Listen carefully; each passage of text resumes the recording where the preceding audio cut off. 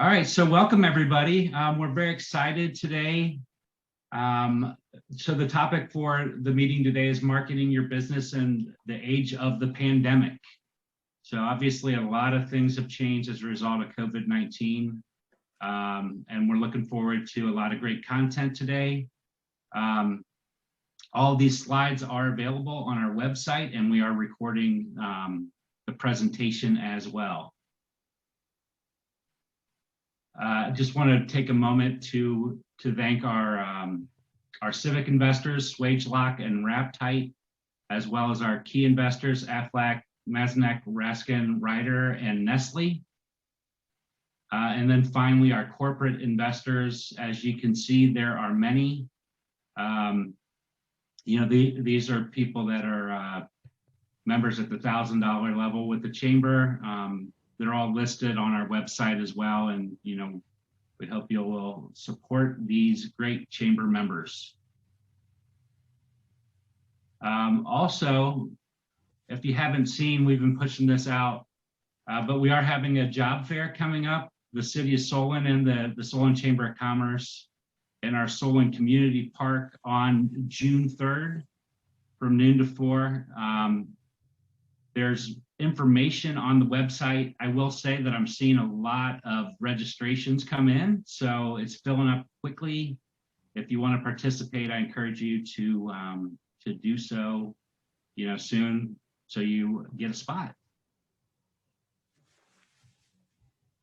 And then next, I want to welcome John Joyce from Brennan Industries. He is going to be our presenter today. We're excited to have him. It's got a tremendous beard, as you can see. We had a nice conversation about it. But he is joining us today and going to lead us through this presentation. And just so you know, before I turn it over to John, we have some poll questions that I'm going to put up. There's 3 questions, and we'll share the results with everybody.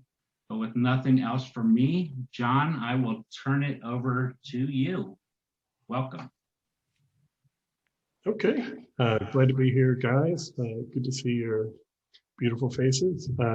If you're listening and you have your camera turned off, if you don't mind, go ahead and turn it on, because it is just nice to be able to see who I'm talking to. But anyways, in the meanwhile, if you ever have any questions or anything you want to bring up or throw out at me, you can also throw it in the chat real quick, and we'll take a look at those as we go. Do some questions at the end. Kind of the way I see this going is I'm going to talk about some concepts at the beginning. I'm going to get into some details about things we're doing at Brennan. And then at the end, we'll have some time for some questions. So really hope to be able to give some value to you guys. I appreciate your time being here and hope you get something out of it. So just to tell you a little bit more about me, again, my name is John Joyce. I'm Global Marketing Director for Brennan Industries. Brennan is a company that's located in Cleveland, Ohio. And I'm going to share my screen here. This is Brennan Industries. So we're on Solon Road there. Brennan's been in Solon for like 65, 67 years. Glad to be a member of the Solon Chamber. Super happy to support you guys and do business together in the city of Solon. I, however, do not live in Solon or even in Ohio. I live in Lisbon, which is in Portugal. So where I am, it is 2 o'clock. And I'm beaming to you over the internet to Cleveland or wherever you might be. So if you've never been to Lisbon, I highly recommend it. It's an amazing city, lots of sunlight. It's a beautiful place to be, and that's why we're here. Another little tidbit info on me is I'm also a drummer. So if any musicians out there are world travelers, we are soul brothers and sisters. So I've been in marketing my entire career, 30 years in marketing. Been corporate marketing director, small business marketing, and also ran an agency for about 10 years. So, I have a wide variety of marketing experience, and I hope to bring some of that to you to the table today. So basically, to get started, the elephant in the room that we've all been dealing with for the last year is really, you could say, the black swan in the room. It's not really an elephant. And if you're familiar with black swan, black swan concept is some unforeseeable event that happens periodically and has massive impact and sort of changes the entire story, sort of changes everything. And if you've been in business for any period of time, you've encountered these before, and they look like all different kind of things. They, could, going back in time, examples of them could be 9/11, could be Hurricane Katrina, could be the subprime mortgage crisis, which, for me and my personal story during that time is when I had my agency, and we had experienced growth for something like 8 consecutive years of doubling revenue. And then the subprime mortgage crisis happened. And, I wasn't prepared for it as a young businessman. And in the end, it actually, knocked me out of business. I ended up having to sell to a competitor and go into consulting. So, these kind of things, these kind of events have serious implications. They have serious impact on our businesses. And you have to be prepared for them in business, but also in marketing. It's more than just about your, it affects every area of your business, these things, but being a black swan event, right? How do you prepare for something that by definition is unforeseeable? So how do you prepare for, that catastrophe or that, disruption? It could be anything, a change in your business model. Somebody comes online like Airbnb and disrupts the whole, hospitality industry, or Uber and disrupts the whole taxi industry, or it could be a physical disaster. How do you prepare for the unknown so that you can market effectively and run your business effectively? And in all honesty, the answer, at least in my opinion of the answer, is you do the best you can to do best practices at everything you're doing, but also to be light and nimble and adaptive, and to be paying attention to your market and the business environment that you're in and the people you're doing business with, so that you can adapt. And really, in terms of just marketing, how do you market differently in the age of a pandemic? The answer is you don't really market differently. You follow the same things, the same simple steps, which I'm going to go through here in a second, that you would normally follow. And if you're following them, then when everything changes, you're prepared for adapting. You're prepared to make changes in what you're doing because you're doing these things. So basically, I want to shift gears to talking about the concept of marketing. So when you're doing business, what is marketing doing for your business? Marketing is how your brand projects out into the market, right? It's how you project into the place where your customers are, and it's who you are as a business. So if you think of on an individual kind of a basis of a business transaction, like you going into your favorite coffee shop, very easy to understand business transaction. You're going into that coffee shop because you're aware of it, because they provide some value to you, and you go into there because there's some sort of connection. So the main two things that make your marketing successful, or the two things you're trying to achieve with your marketing, are to provide value, first of all. So you're trying to make, in any business transaction, you're trying to provide value. Like me here even in this presentation, I'm trying to provide value to you. And when you go to the coffee shop, they're trying to provide you with value. And you buy something because it's a value to you on some level. And the other reason The other factor on why you make a buying decision is because of connection.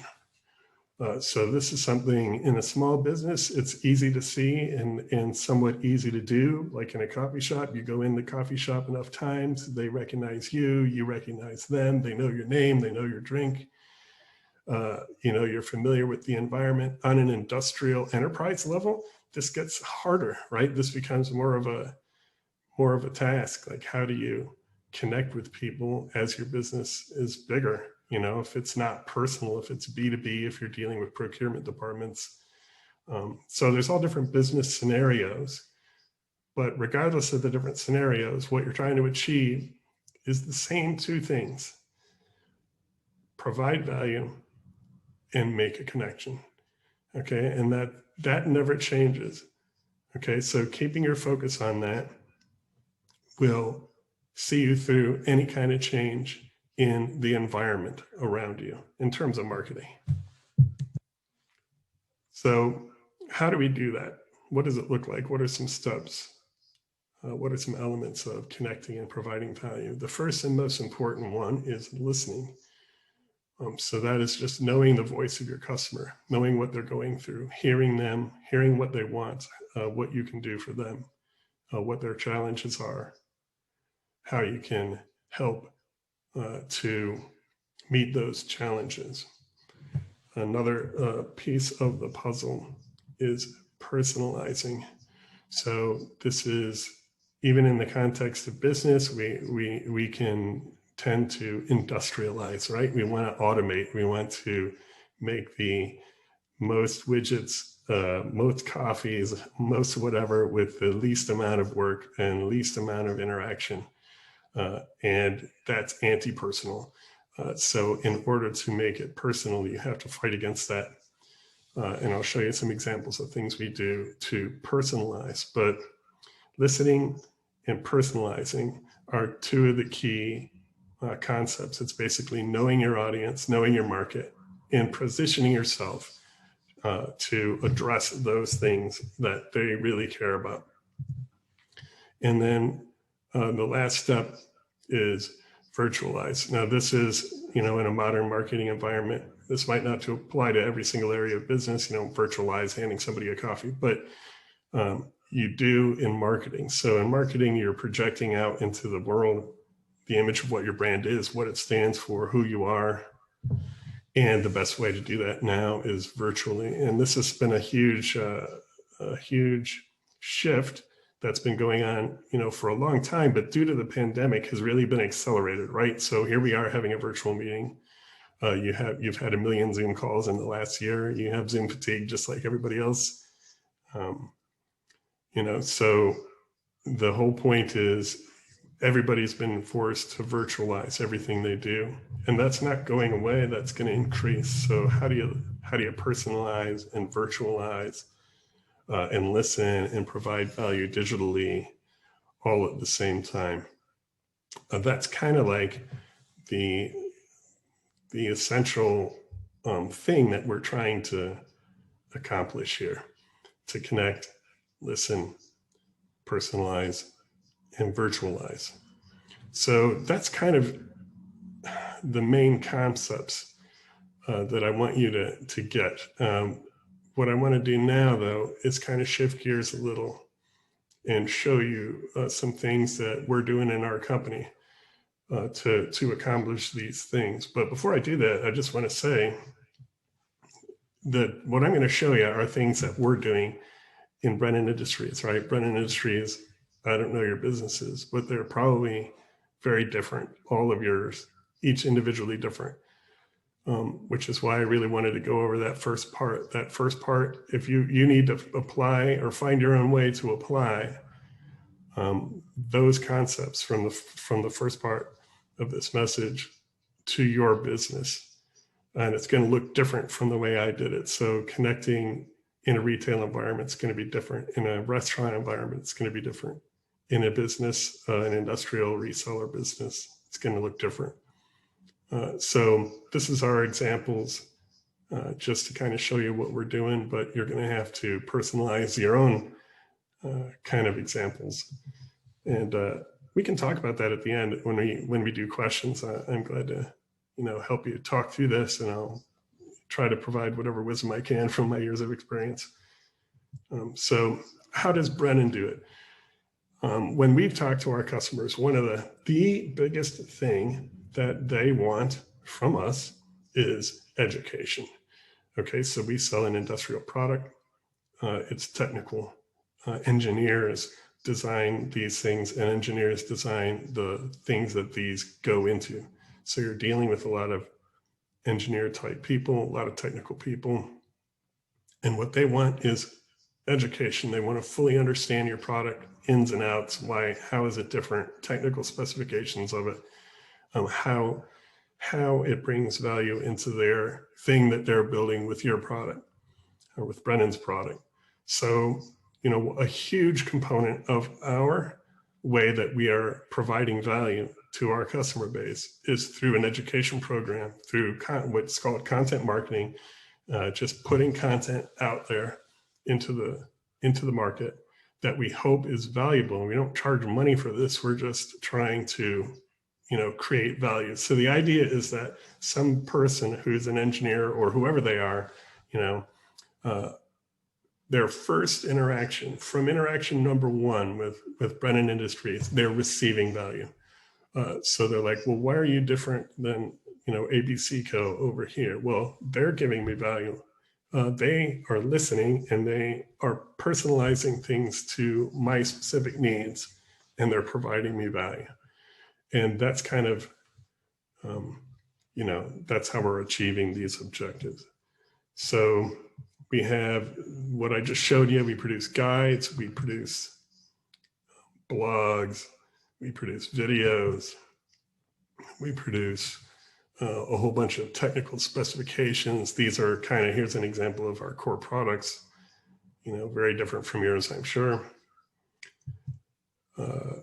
But besides all that product information, we also put out this kind of information into the social media space. So this year we really ramped up the humanizing aspect of the brand, right? So trying to make a brand connection, because you have less and less human connection due to COVID. So, we were hearing, okay, people miss having human connection, right? And how do we meet that need, So what we said was, we're going to, more than ever, we're going to put human beings in everything we do, or as much as we can. We're going to show what's going on. So we started putting out all kinds of content about things going on with actual people at the company. Hey, it's Employee Appreciation Day, it's World Health Day, it's Cleveland Indians game opener day. And all of these things help humanize the brand and say, look, in the end, we're just people doing business with people. We're not just heartless corporations. We're, companies made up of human beings, and we're not that different from you. We have Indian garb just like you do, and this helps to humanize or personalize the brand by personalizing some of the content. And we produce a lot of videos at Brennan, but we're including videos about people, featuring people, instead of just talking about something in a sterile way, showing people talking about it. And then, of course, just like every business, we've had to make modifications to the way we do business to meet the current need, whatever that current need is. In this case, it's like people are concerned about distancing. So you're actually making changes to your business model. Okay, we're saying we're going to do things differently. We're going to offer you like curbside pickup in our instance. We're going to revamp our website and launch a new e-commerce initiative to bump up kind of the level of our e-commerce. Why are we doing that? We're doing that because people want to be able to, more than ever, get all the information they need online, not just because that's the way it's going, but because they physically can't come in and talk to somebody or see a salesperson or ask a question. So these are just examples of ways that we've tried to adapt to meet the needs of what's going on in the situation right now. We even produce videos about our customers sometimes. So here's an example, a screen grab out of a video for National Agricultural Day. We have a lot of customers in the agricultural space, companies like John Deere and whatnot, who make these large heavy equipment. And so we'll do videos about our customers' markets, again, trying to connect. We're not talking about our products. We don't even talk about our products in these videos. And a lot of the content that we produce, we might not even be talking about our product. We're talking about our customer. And the point is, we're really trying to understand the customer and show them we understand and help them to feel that we are connected to them because we depend on them. And here's like a little more granular view into what our content process looks like. I just wanted to walk you through this. Again, it may be right for you, it may not be right for you. But just to show you like behind the scenes of how we literally do it. So we generally will create some sort of a premium content piece. This is a premium content piece. It's a guide about vendor partnerships with supply chain. It has nothing to do with fittings, right? Which is what we do. It has to do with the need of people in supply chain and how the partnerships with vendors work, and how they can be beneficial or detrimental. And the goal here, again, is to provide value to the guy who's in supply chain, because he, in our business, is the one making decisions about what product to buy, or he's involved in it.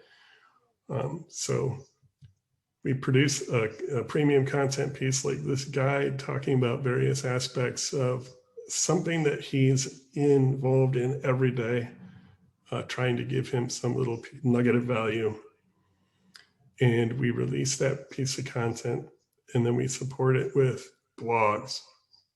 So we do a variety of blogs that are, designed to support that content. So a lot of the times when we're doing content, or when we're doing promotion, we don't even promote our products. We actually promote our content. So we've switched entirely to like a model of creating content that adds value and then promoting that content to our customers.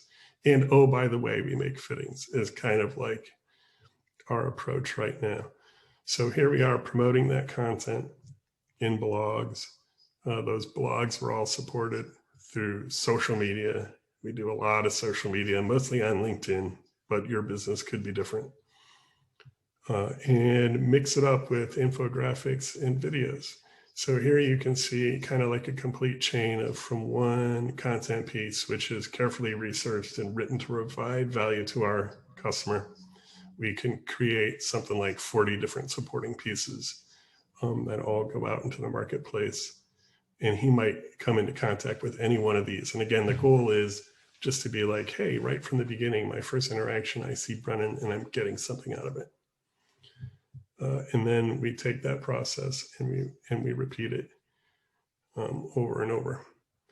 And this is our basic core content process. There's a lot of different processes, there are a lot of different parts to our marketing program, but this is kind of one of the central pieces of it. And one of the pieces that produces the most results. So I just wanted to walk you through it a little bit. And here is kind of like just a glimpse into some of the results. So this was over the last 3 years. We have ramped up the amount of engagement on our website drastically to now we're literally getting thousands of people every single month who are downloading that content. And, our market isn't huge. We're not selling shoes to every single person in America. We're selling hydraulic fittings to people who make tractors. But there's literally thousands of people every single day downloading content off of our website. And why is this important? It's important because we have taken the time to listen, to create content that's personally provides value to our customer, and then put that out in the marketplace, and it helps make a connection with them, a personal connection, which turns into a business connection. Okay, so be real, be human, be personal. Don't just be whatever your product is. Uh, be a human being. Your customers are human beings. People don't do business with fittings. People don't do business with shoes. Whatever your business is, people do business with people. So be real and be human. And even when you have to scale, if you're a multinational corporation like Brennan is, I mean, we're fighting to be human and not be like a machine, a marketing machine. And that the same thing is true on a small level. You know, even if you just got one store, you know, it's not just churn out content or churn out whatever, but be human. And most of all, be valuable. Because that's, if above anything, it's going to make the difference between somebody doing business with you or with somebody else. And if you can do either one of those things, if you can make a connection or if you can be valuable, you'll succeed because people will do business with you. But if you can do both of those things, okay, if you can at the same time systematically build human connection and provide value to your customers, you're pretty much kind of unstoppable. That's kind of the holy grail. And I guarantee you, if you try, your competition probably isn't trying as hard as you. If you decide, hey, we're going to try to really do this, no matter what it takes, you will stand out because it actually takes quite a bit of effort. So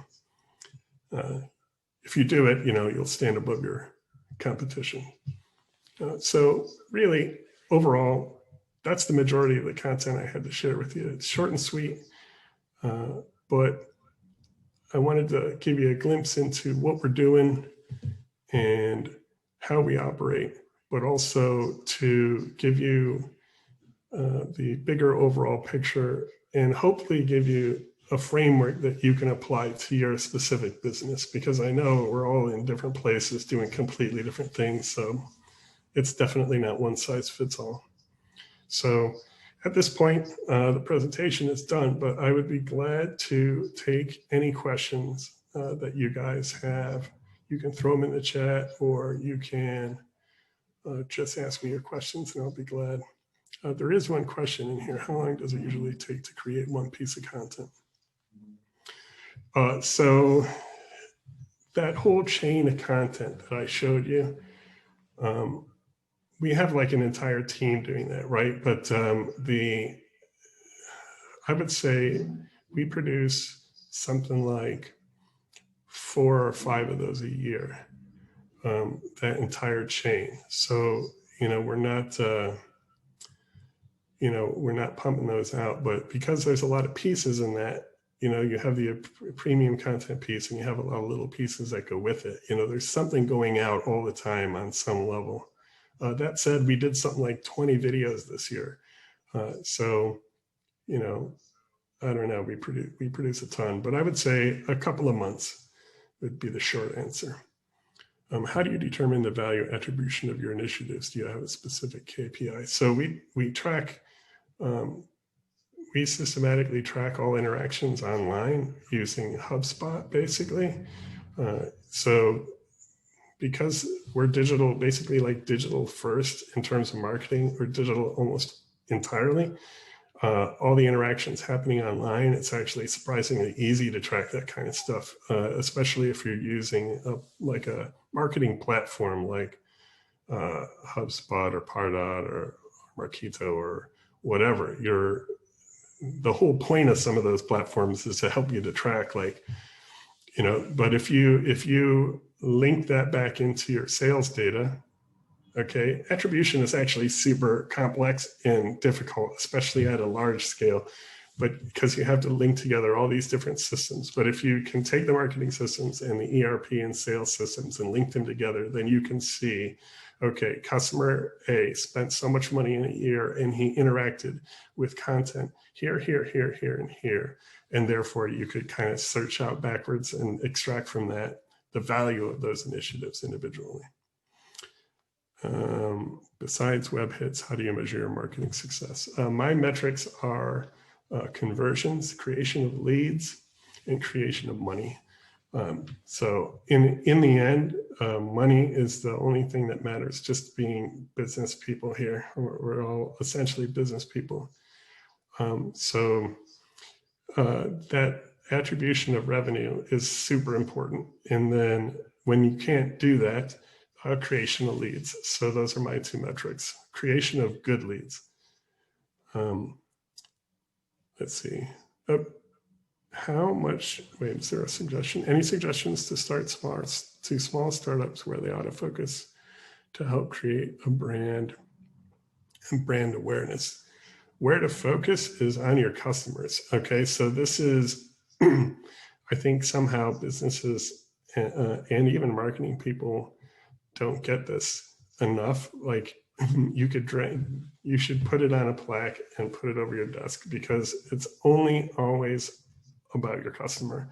So where you start is your customer, and getting to know them and their needs and exactly how you meet the needs and how you're different, or how you could be different-er, is the answer to everything.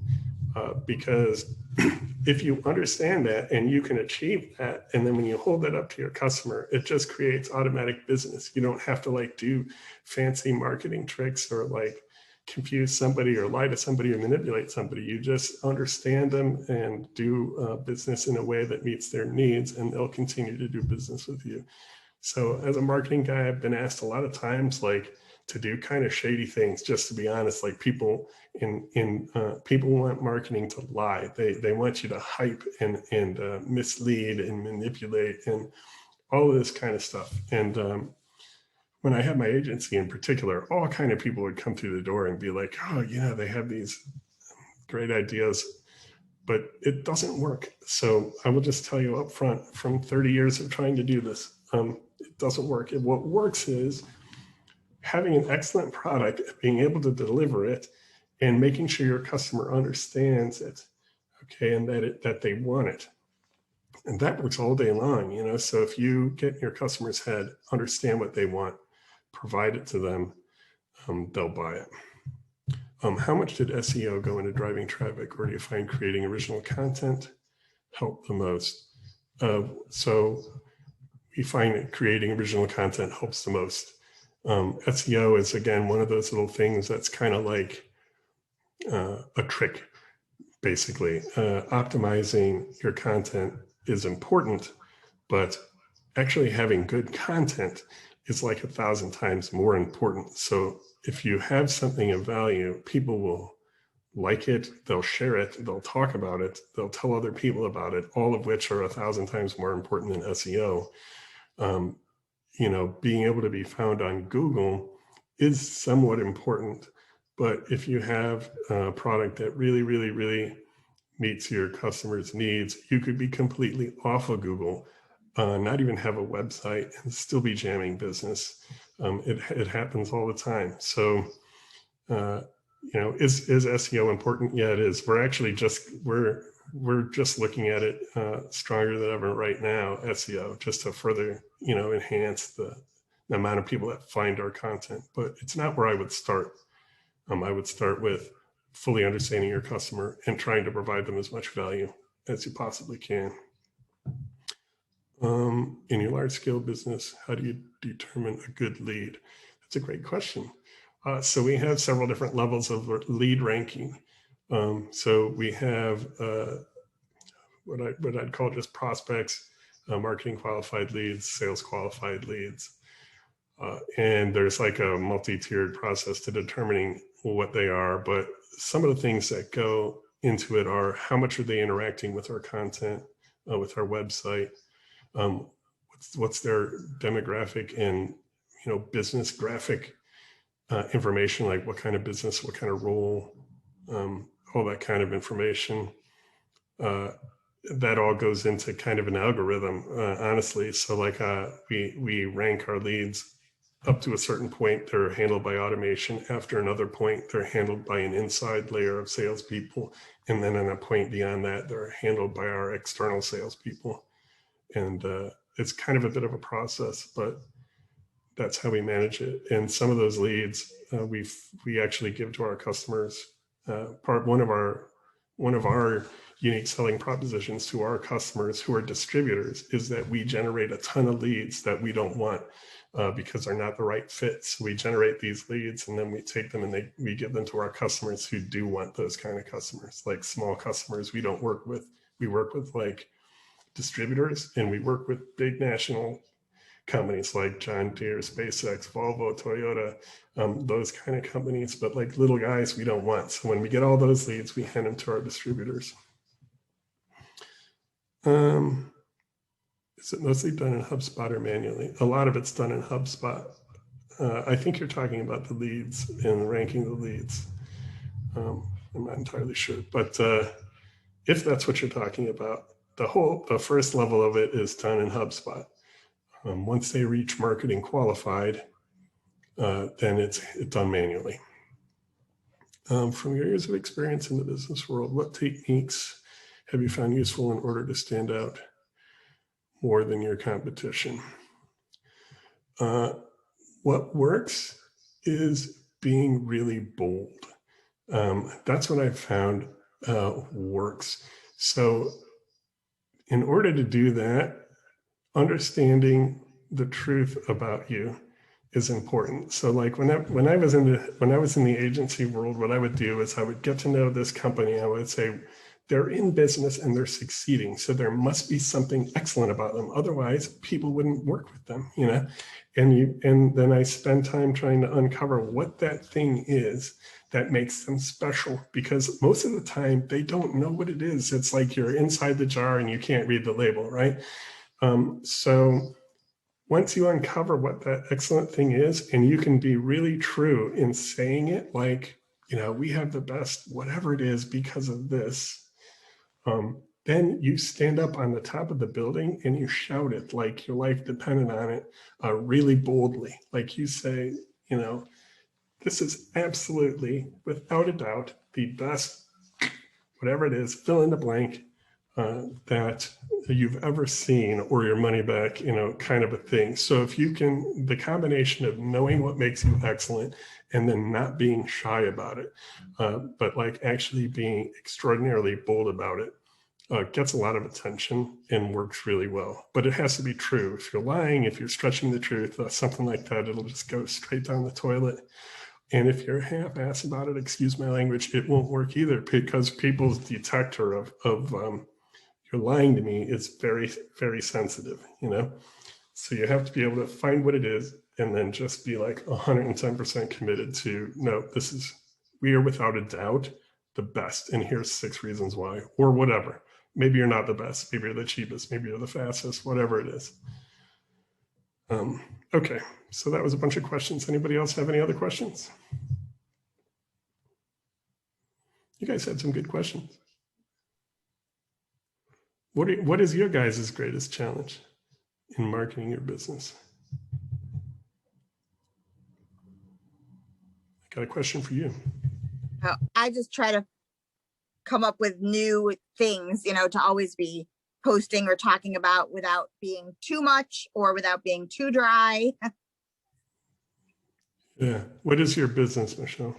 I sell office supplies and office furniture and PPE right now.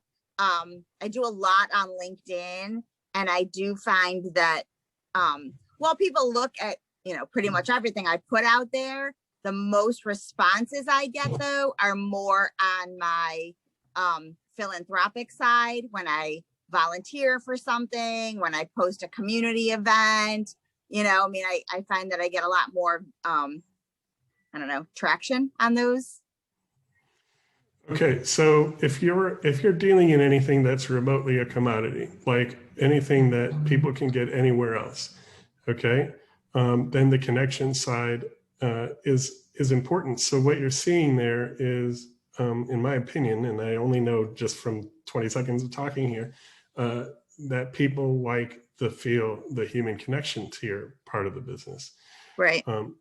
You know, so I would take advantage of that by really reaching out to who they are specifically. Maybe not, I mean, if just saying we do great philanthropic things resonates with them. What if you were doing great philanthropical things that specifically apply to them, you know, in the area that they're in, whatever that might be, you know? I don't know. I assume you're business people or whatever. I don't know what your clients look like, but personalizing it, I guess, for who your clients are, so that you're doing it for them, I guess, might be something you could try. Great. Thank you. Do that. We lost you, Michelle. You all right there? Anybody else? Comments, questions, challenges? Hi, I'd say one of my biggest challenges, I'm the director of marketing for a private high school. And with coronavirus, we are, like you said, a people business, almost to the extreme where we have to appeal to people to come to our school. And with coronavirus and quarantining and stuff like that, we had a harder time bringing people to experience our school itself. So it was a lot of scrambling to make sure that we had almost that personal touch point virtually. So we did a lot of shifts and changes, but I'd say that's still it's still hard to almost differentiate yourself from the multiple options for a private high school virtually as well. Yeah, so this isn't as unusual in general as you might think, but basically in a lot of marketing, what you're trying to do is, as much as you can, put the physical product in the hand of the customer. So in a super primitive world, you want a widget, you go up to a guy, you look at the widget, you like it, you give him money. In the digital world, you're essentially still trying to do that. In your world, you're trying to do the same thing. This guy can't come in and see and touch and feel my school at this moment. So, you know, however much you can project that out, you know, and it could be tours, it could be, I don't know what's important to see for your specific person, but whatever it is, you have to go in there with a camera, basically, and take pictures and videos of that thing, whatever it is, like, okay, it's safe, it's clean, it's a good environment, the staff is whatever, the kids are whatever. I don't know what they need to see. You probably know exactly what they need to see. And you go in and make sure you're capturing that and projecting that out there for them. And, you know, that takes understanding what they need to see. And that's the listening and personalizing, and then projecting that for them so that, you know, as much as possible, it's like, here's the product, here's the school. I'm delivering it in a download so that you can evaluate it in all the ways that you can, that you care about, you know. And that might be what you're trying to do right now, but you probably can't overdo it, is, I guess, what I would say, you know. I got another question on the chat. Few suppliers see the benefit of a wholesaler being connected on social media. The suppliers rather have the consumers connect with the brand on individual platforms. That's correct. I mean, that's what we do. I think, I don't know, there's no question in there, but if there is a question, let me know what it is. But I agree with the statement that the brand has the power to connect to the consumer on behalf of the wholesaler and generate.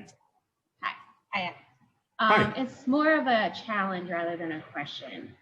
Okay. We have a lot of suppliers from across the country, and even a couple from across the country and around outside of the country. For a local, because of the liquor and wholesaler laws for Ohio, it varies by county and even state. So we've been using the social media platform as a local news source for them, for when it comes and when it becomes available to the surrounding public. Is the general public the one buying the product from you? Yeah, They buy it from you, or you're a distributor and you sell it to a retailer who sells it to the public? Correct. Distributor. Right. So then your customer isn't the public. So in reality, your customer is the retailer, right? Yeah.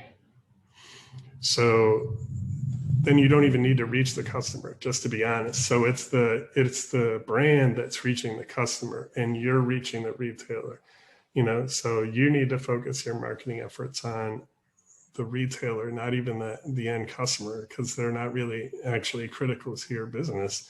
The retailer relationships that you make are what's critical to your business, right? So then you need to be speaking retailer speak in your blogs. Like, what do they care about how you're supplying, what they're doing on a retail level, and they might have multiple suppliers that they choose from, and they have some criteria. It could be like, when we call you guys always have the stuff.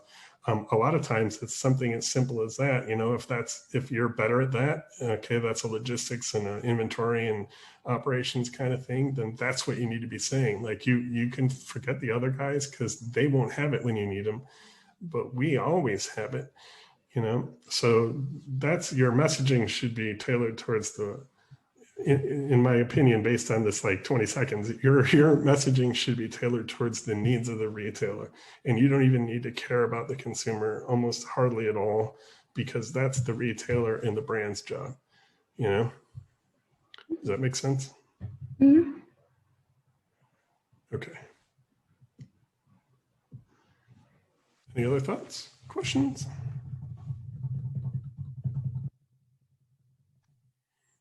All right. Anyone else?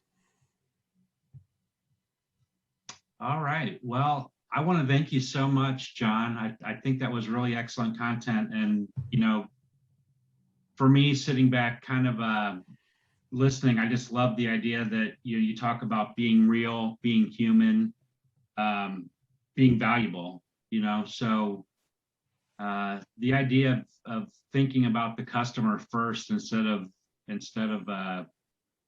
SEO first, I think is maybe a little contrary to how people approach things, but it makes a whole lot of sense. You know, if people want your product, you're going to do business. And I do think it's also, it's okay to be human and to have a sense of humor.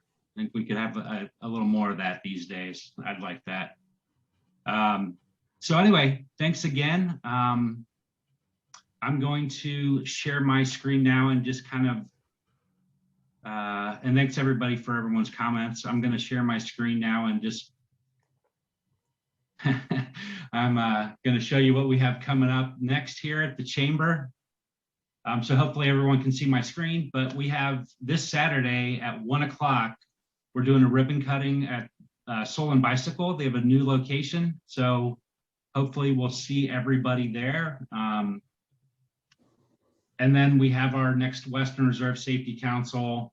The topic there is rehab medicine with the Cleveland Clinic. That, like I said, is Wednesday on the 14th at 11:45, sponsored by CBiz. And all that information you can register on our website.